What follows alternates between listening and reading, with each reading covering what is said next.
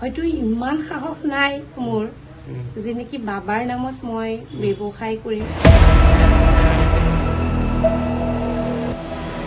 এসা মানুহ আছে, এই মানুহখিনিয়ে হাজাৰটা কোনোবাই ভাল কাম কৰিলো তেওঁলোকৰ দৃষ্টিত সেই নিগেটিভটো সদায় আহে। তেওঁলোকে বিতৰ্ক কৰিয়ে ভাল পায় আৰু তেওঁলোকে সেই বিতৰ্ক কৰাটো আচলতে তেওঁলোকৰ ব্লাডত থাকে।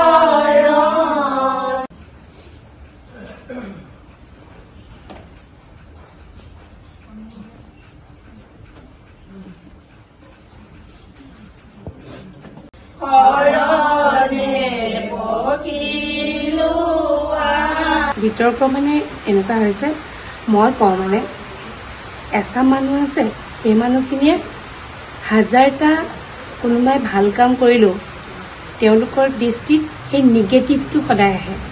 তেওঁলোকে বিতৰ্ক কৰিয়ে ভাল পায় আৰু তেওঁলোকে সেই বিতৰ্ক কৰাটো আচলতে তেওঁলোকৰ ব্লাডত থাকে আৰু তেওঁলোকে মানে বিতৰ্ক নকৰাকে থাকিব নোৱাৰে। গতিকে সেই হিচাপ মানুহে বিতৰ্ক কৰিবই, কিন্তু পজিটিভ বহুত আছে, সেইকাৰণে পজিটিভৰ মাজত নিগেটিভ থাকিবই। পজিটিভ নিগেটিভ দুটা নহ'লে হ'ব জানো?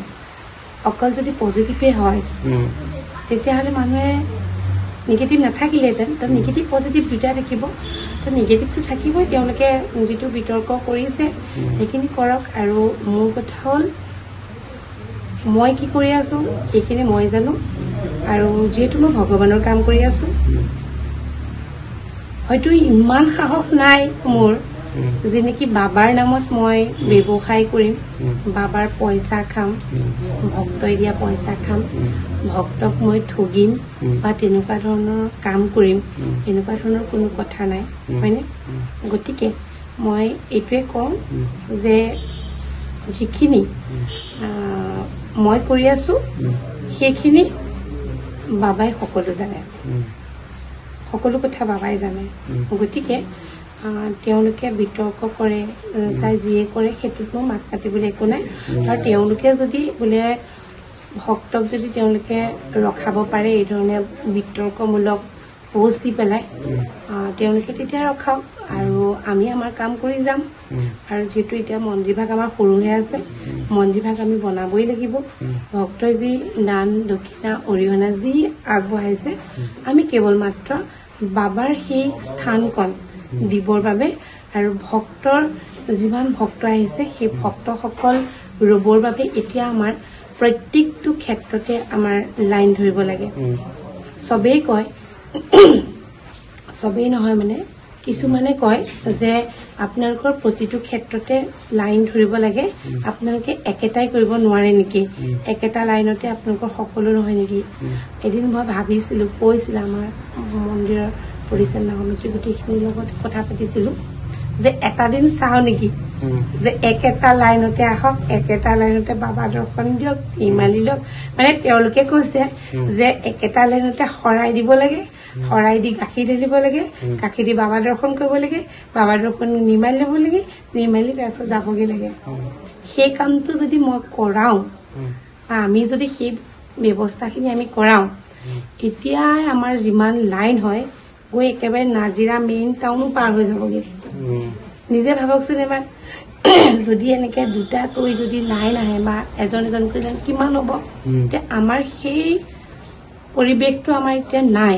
আমাৰ এই ধৰণে, কাৰণ আমাৰ ঘৰুৱা মন্দিৰে এভাগ মই ঘৰত পূজা কৰিম বুলিহে লৈছিলো কিন্তু এতিয়া ভক্ত বাহিলে আমাৰতো উপায় নাই গতিকে এতিয়া আমি যেনেকে পাৰো তেনেকে চম্ভালি নিছো আৰু আমাৰ আৰ্কিটেক্টক আমাৰ ড্ৰয়িং বনাব দিয়া আছে ড্ৰয়িংটো আহিলে আমাৰ তাৰ পিছতে আমি কাম আগবাঢ়িম আমাৰ সম্পূৰ্ণ ড্ৰয়িংটো অহা নাই তাৰ পিছতে আমি মন্দিৰ ভাগ বনাবলৈ আৰম্ভ কৰিম আমি ভাবিছো শিৱৰাত্ৰিৰ পিছতে চাগে সেই কাম ভাগ আমি কৰিব পাৰিম এয়াই কথা